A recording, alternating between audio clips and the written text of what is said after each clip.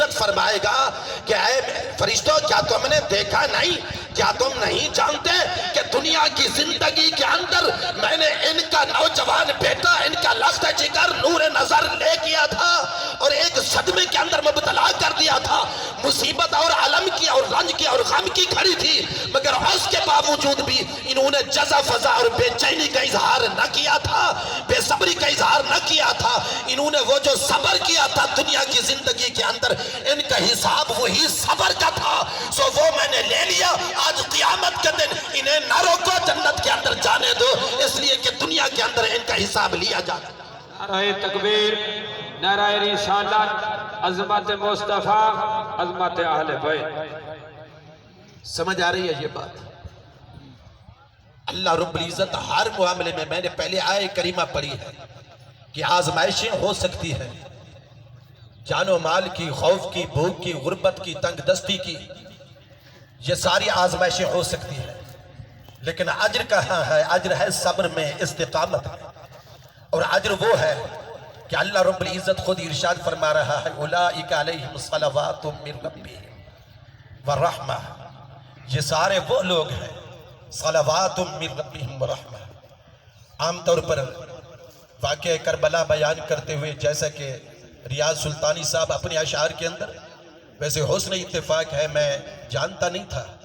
لیکن میں پہچان پہلے گیا کہ ان کی نسبت کہاں تک ہے۔ اصلاحی تحریک اور اصلاحی جماعت سے غالباً کیا بلکہ رکھنے والے ماشاءاللہ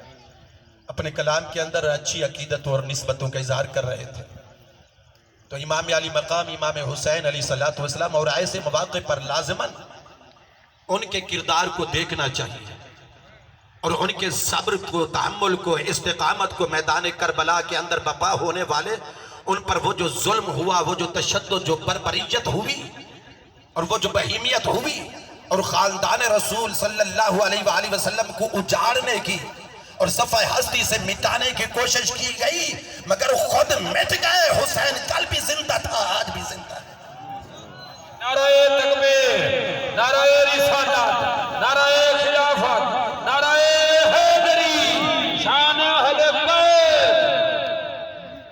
لیکن یہ دو مقامات میں نے قرآن کے آپ کے سامنے رکھے ہیں، موقع محل کی مناسبت سے میں چاہتا ہوں کہ اسی کے ساتھ ساتھ ایک حضور علیہ السلام کی حدیث بھی،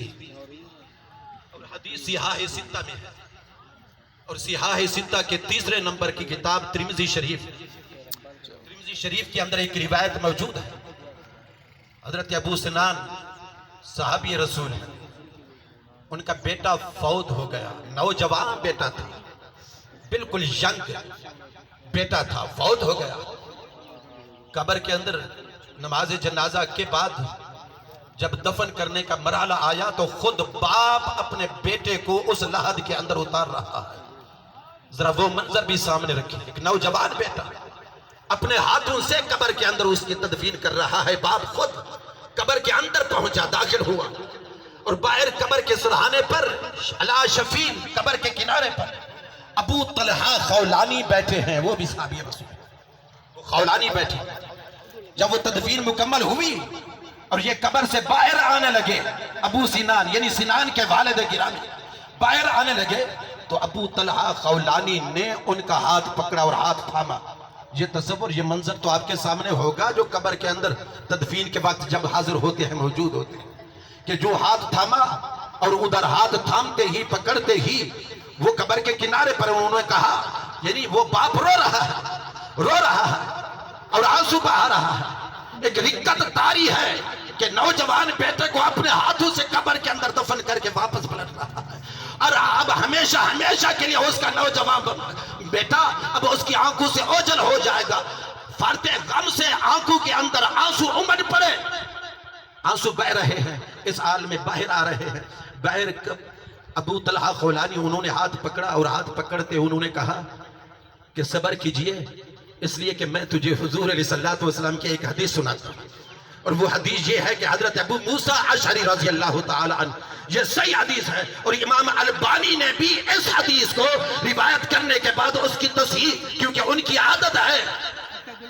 تخریج احادیث کرنے کی، اور پھر کسی کو ضعیف کہہ دیا، کسی کو صحیح کہہ دیا. ان کی عادت، ان کا طریقہ کار امام البانی نے اس حدیث کو انہوں نے بھی صحیح کہا، اور وہ صحیح حدیث یہ ہے کہ انہوں نے خوشخبری سنائی کہ حضرت ابو موسیٰ اشعری رضی اللہ تعالی عنہ سے روایت ہے کہ حضور علیہ الصلوۃ والسلام نے خود ارشاد فرمایا اذا مات ولد العبد، جب بھی کسی انسان کا نوجوان بچہ اور بیٹا فوت ہو جاتا ہے